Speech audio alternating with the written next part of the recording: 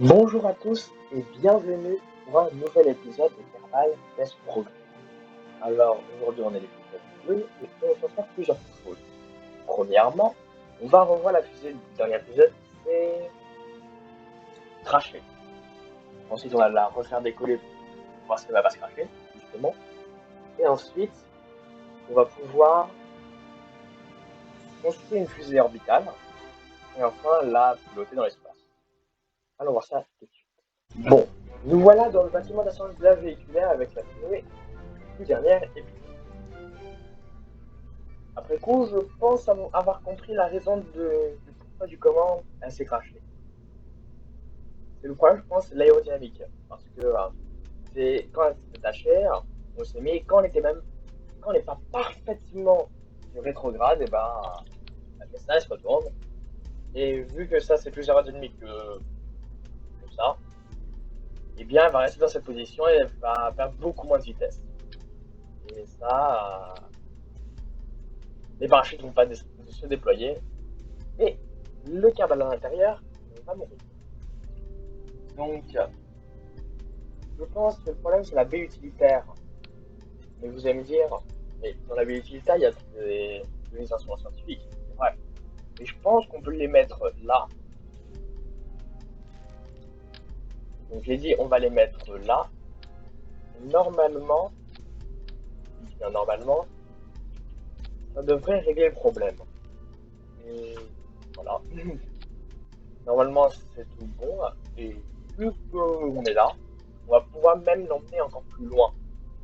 La dernière fois, on est allé à peu près à 100 km à peu près. Et là, mon objectif, c'est d'aller au-dessus de 250 km. Et à au-dessus de 250 km, on n'est plus dans l'espace proche, on est dans l'espace lointain, et on peut faire encore des expériences. Mais en vrai, je pense que ça, on va le faire plus tard. Décollage de cette fusée. Nous voilà dans l'espace. Je vais réaliser les expériences à faire, et on va pouvoir enfin voir la réaction du vaisseau. Parce que s'il se retourne comme la dernière fois, eh bien, ce sera pas si intéressant que ça. Hein, je vais dire. Oui, bien. Oui, pas comment me répondre, mais je pense qu'il est d'accord avec moi. Donc, on va se mettre quand même rétrograde pour éviter les problèmes. Et là, je ne suis pas directement allé vers le haut, je suis aussi un peu allé vers l'est, ce qui va peut-être, et non, je pense normalement, bah,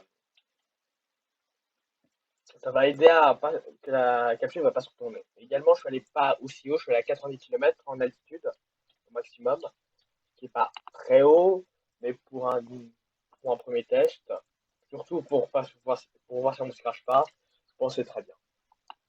Donc, on atteint les 30 km. Et normalement, la pression atmosphérique va, voilà, on va commencer à voir les petites particules. Et on ralentit tranquillement, lentement et sûrement, dans des 800 mètres par seconde, 700, 600, 500, 400, voilà. Ferme le parachute.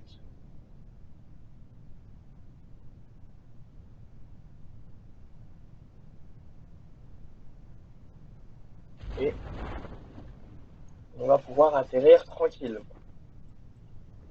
Voilà. Donc on a réalisé toutes les expériences. On va faire un petit rapport d'équipage au-dessus des autres turbines. Voilà. Et on va arriver dans l'eau à peu près à 6 mètres par seconde, ce qui est largement encaissable par le vaisseau.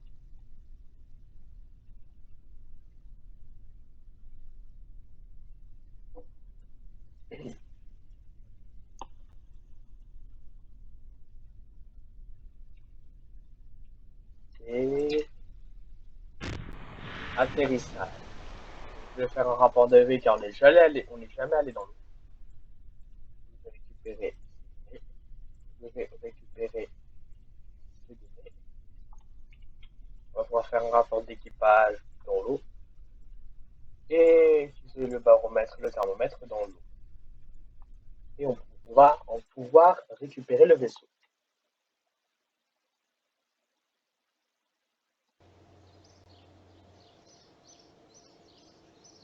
Nous avons la résultat 62 sciences, c'est pas mal. Et j'ai Cameron n'a pas gagné d'XP. C'est pas plus grave.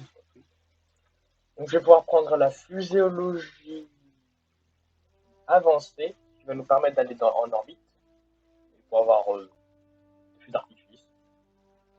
C'est pas très important, mais c'est important quand même. Donc quand on ira sur Mars, on pourra faire ça avec les TOPS. Fuséologie générale. Avancée. Maintenant, on va créer la fusée qui va permettre d'aller plus haut, d'en faire au-dessus des 250 km. Premièrement, on va garder cette structure. Parce que comme vous l'avez vu, si on utilise une baie utilitaire, ça va mal se terminer. Je vais remplacer ça par un étage liquide, avec du carburant liquide. Là, ce sera la première fois que je vais l'utiliser. J'aurai déjà tous les carburants, les trucs. On va mettre 2 réservoirs à côté et un moteur gyromino. Voilà. Normalement, ça devrait suffire. On va la nommer test 3. On va mettre des ailettes pour que ce soit plus stable.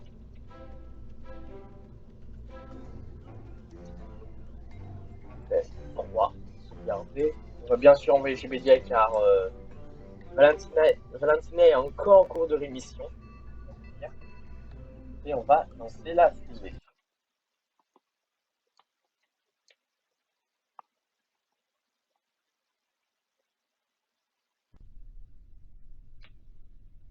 Donc nous voilà sur le pas de tir.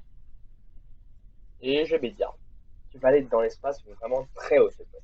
Donc on va activer les gaz parce que contrairement à des trucs solides, à des propulseurs solides, il ne va pas s'allumer instantanément. On peut régler avec la manette des gaz. Et on va pouvoir décoller. 5, 4, 3, 2, 1, décollage. Donc, je vais pas mettre la manette des gaz à fond.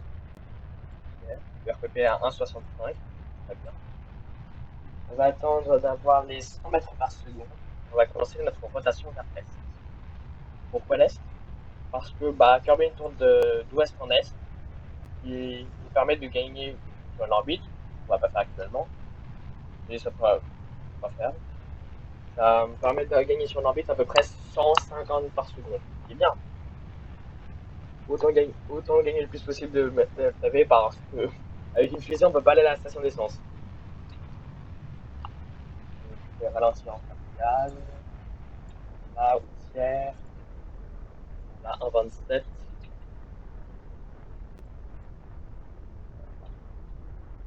Donc je suis à peu près à 80-75 degrés.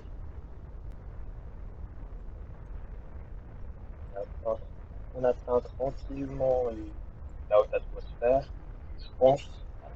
Je ne sais pas en vrai si on va atteindre les 250 km. L'espace, c'est quasiment sûr.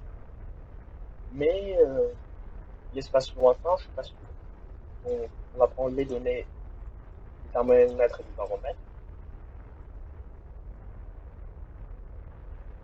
On atteint les 500 mètres à la seconde.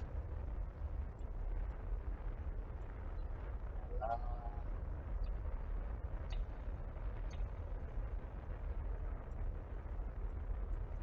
On est quasiment dans l'espace.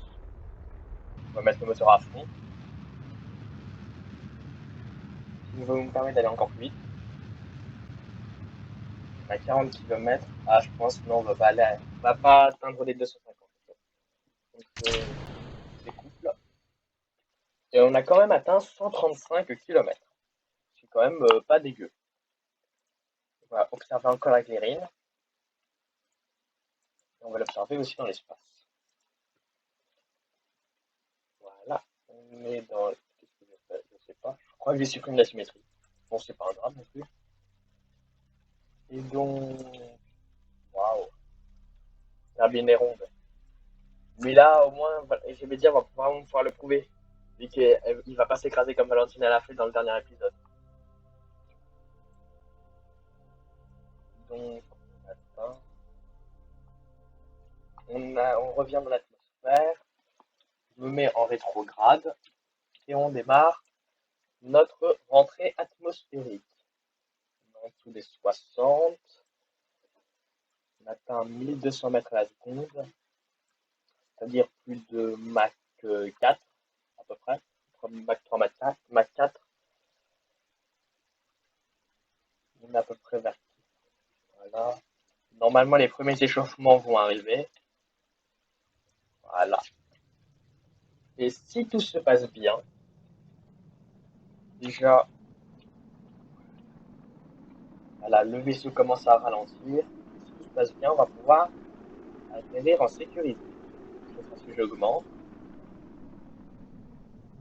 Mais on va pas atteindre les 15 G. Voilà. C'est pour ça que je reste stable. On peut désactiver le SAS. En vitesse subsonique. On va pouvoir activer le contrat. Voilà. J'avais pris un contrat entre deux prises pour permettre d'avoir plus d'argent, plus de chance. Vu que on allait rencontrer les paramètres de ce contrat, j'ai dit, autant en profiter. Donc, le parachute s'est armé, on atteint 1000 mètres, on atteint 1000 mètres, complètement, voilà.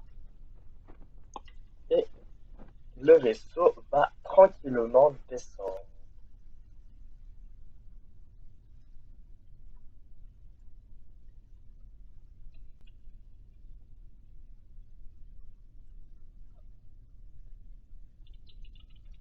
Nous sommes quasiment à l'atterrissage.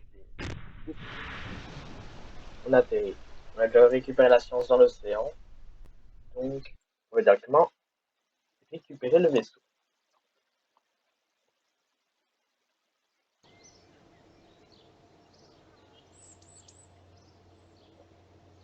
Donc voilà, on a 42 sciences. C'est pas assez, ouais, 43. Donc pour l'orbite, on va améliorer notre contrôle des missions, qui nous permet d'avoir plus de missions. Et je pense que c'est tout pour l'instant. Donc, on va prendre la mission placez-vous en orbite autour de Kerbin. Et je regarde. Ah, ouais. Je vais prendre cette mission car on va utiliser un moteur Géronimo. Et ça, peut-être 20 et 30 et 1 km entre 2040 et 1680. Ah, je sais pas. Bon, on va pas le prendre tout de suite car peut-être qu'on va pas atteindre ces conditions. Et si on les atteint, on va prendre dans le prochain vol. Parce qu'on va pas faire juste un vol sur l'orbite, évidemment. Comme a dit un célèbre ingénieur, quand on entre en orbite, on a fait la moitié du chemin pour aller n'importe où. Vous inquiétez pas. Donc là, je pense que cette fois-ci, est-ce qu'on met une baie utilitaire? Parce que peut-être.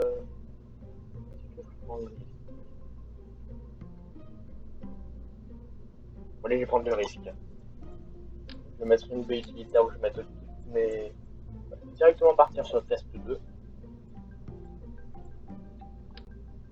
Ah, bon.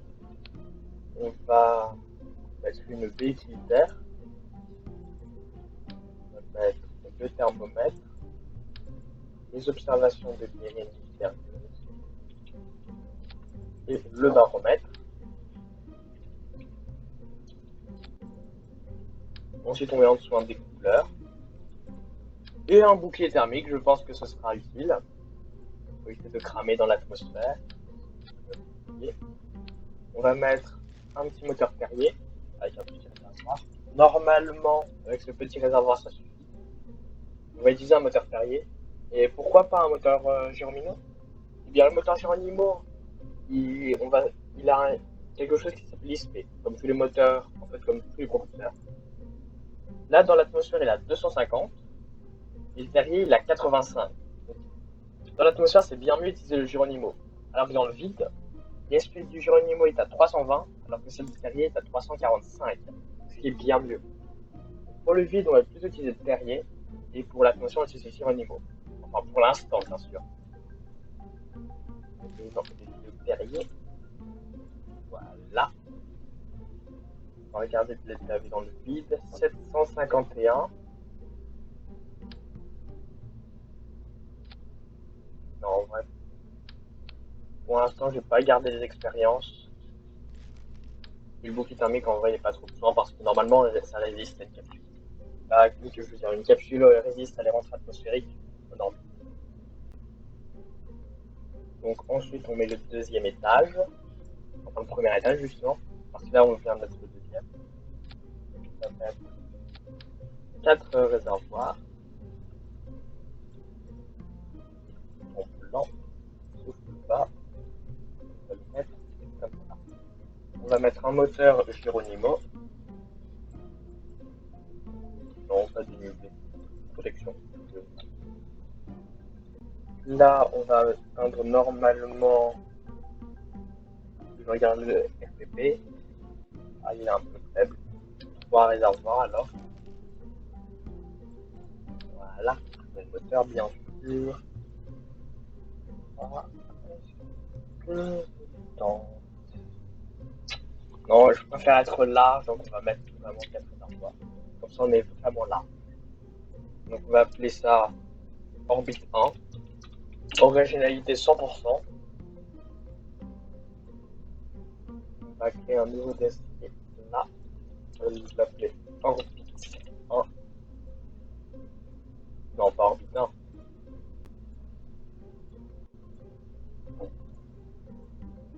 On va l'appeler orbite. Orbite. Et donc là, on va le mettre dans ce dossier. Et on va mettre des ailettes parce que c'est bien les ailettes. Les ailes. Comme ça, c'est plus stable. Là. Et normalement, c'est carré. Bon. Eh bien, on va lancer la fusée avec un sur GBDIA. Mais Valentina, quand elle sera plus convalescente, bien sûr, elle va pouvoir prendre des missions.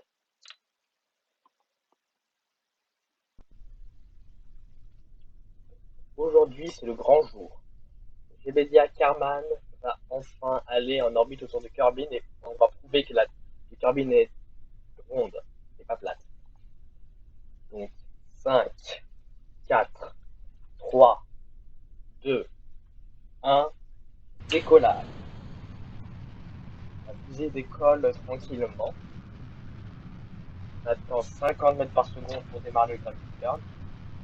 Et le gravity turn, qu'est-ce que c'est? Le gravity turn, c'est, je vais le faire, on va bouger un petit peu, donc à peu près de 5 degrés peut-être.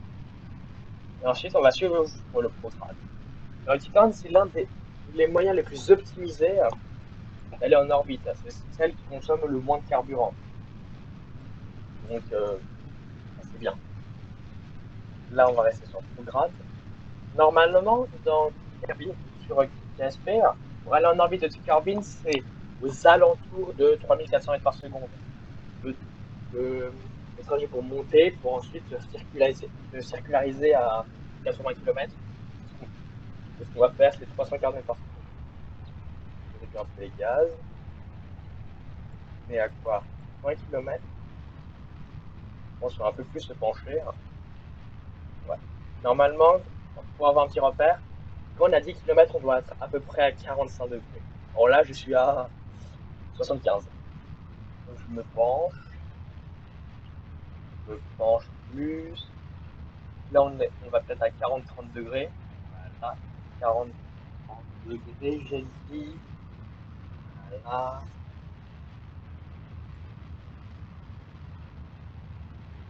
On va mettre les moteurs plus puissants. Jusqu'à qu'on a de gros frottements atmosphériques. On atteint les 30 km.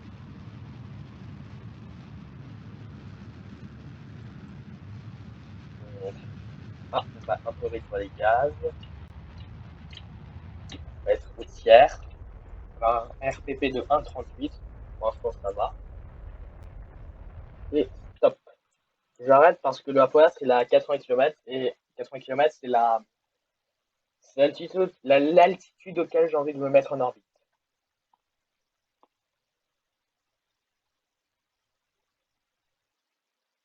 Donc on va tranquillement monter. Voilà.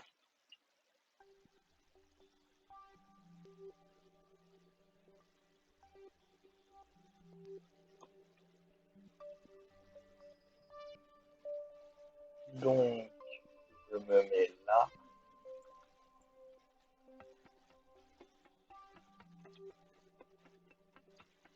Voilà. Et on va. On a. Je démarre le bien. Ah oui, c'est vrai. J'ai pas encore mis la station de contrôle. Donc, lançons le moteur. Donc là, je procède à la deuxième partie de l'orbite, c'est-à-dire la circularisation.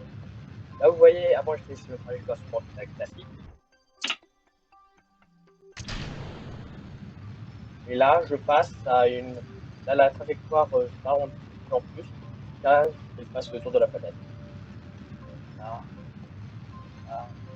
La vitesse orbitale de Kerbin est à peu près à 2200 mètres par seconde.